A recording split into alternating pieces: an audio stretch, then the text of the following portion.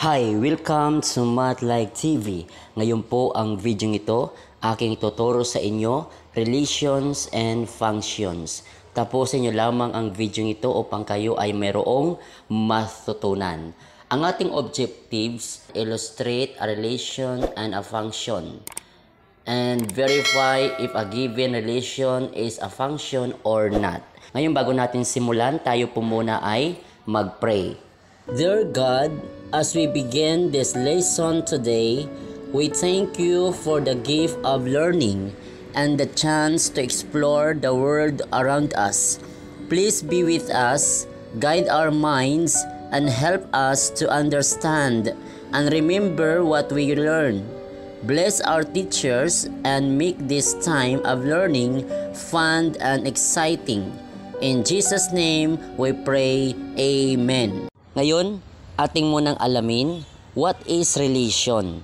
Relation is a set of ordered pairs. Okay, example ang ating given ay ito. So, take note, the set of all first coordinates is the domain. Okay, ito yung unang numero na ating makikita. 1, 2, 3, and 4. So, that is our domain or x-coordinates of the relations. And the set of all secant coordinates is the range. So that is y coordinates. Ito yung pangalawang number. 1, 3, 5, and 7. So yan po ang pangalawang coordinates sa relations. Okay? Also, domain ay ating tinatawag na input. Okay, so itong mga input na nabanggit natin sa unang number. Then ang output, ito yung range, ito yung pangalawang number nating nabanggit kanina. Take note, a relation can also be represented in 3 different ways. So like table of values, mapping diagram, and a graph. Now I'll give you an example. Example, each floor of a school building has 10 classrooms. How many classrooms does the school building have if it has 5 floors? Now, to illustrate a relations by using the table of values. Ating makikita dito sa illustration sa table of values, number of floor, ito yung ating x-coordinate. Then, number of classrooms, ito yung ating y coordinates. Okay? So, ang tanong dito, how many classrooms does the school building have if it has 5 floors? So, that is our x-coordinates. Kaya, makikita nyo po 1, 2, 3, 4, 5. Then, yung every floor ay merong 10 classrooms. Okay? So, pag yan ay 5 floors na, ilang classroom na lahat? Magiging 50 classrooms sa 5 floors. Yan ang illustration po ng relations.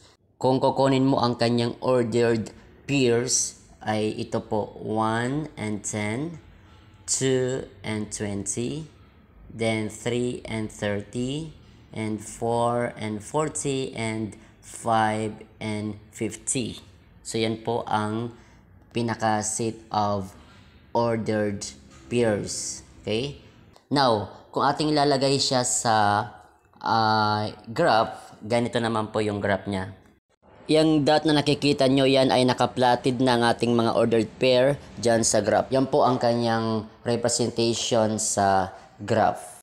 Ngayon, kung ating ilalagay sa mapping diagram, makikita natin yung x-coordinates saka y-coordinates. So, may dalawang bilog dito na oval. Okay? So, lalagyan natin ng arrow yung kanyang kapartner. Okay, ganito po. Si 1, ang partner niya ay si 10. Ang partner ng 2 ay si 20. Ang partner ng 3 ay si 30. Ang partner ng 4 ay si 40. Ang partner ng 5 ay si 50. Yan po, Math TV, ang pag-illustrate sa relation. Okay? So, sana meron kayo natutunan dito sa ating lesson na ito na relations. Ngayon, punta naman tayo sa functions. Ngayon, ating alamin itong definition ng function. Function is a relation in which each input has only one output. Example, sa ating ngayong illustration na mapping diagram. Okay, so dito makikita natin, ating alamin kung alin dito ang function or not function. Okay, so ang given number 1, titingnan natin yung kanyang x. Okay, so ang kanyang x ay walang naulit, ang kanyang y ay mayroong naulit. So dito ay ating determine na ito ay function. Bakit? Dahil ang kanyang x ay hindi naulit, ang kanyang y ay mayroong naulit. Okay? So ito ay function. Ang tawag natin dito ay one to many. Next, number 2, dito ay ating makikita na walang naulit na x at walang naulit sa under ng y. Okay? So, ang tawag natin dito ay 1 to 1. Okay? So, ito ay function. Another example, number 3, ang ating makikita dito sa mapping diagram. So, many to 1. Dahil ang value of x ay marami ang kanyang naging corresponding na elements from the value of y. So, hindi po siya function. Yan po, Kamat Like TV. Kaya ngayon, kung meron kang natutunan, pakipindot naman ang like.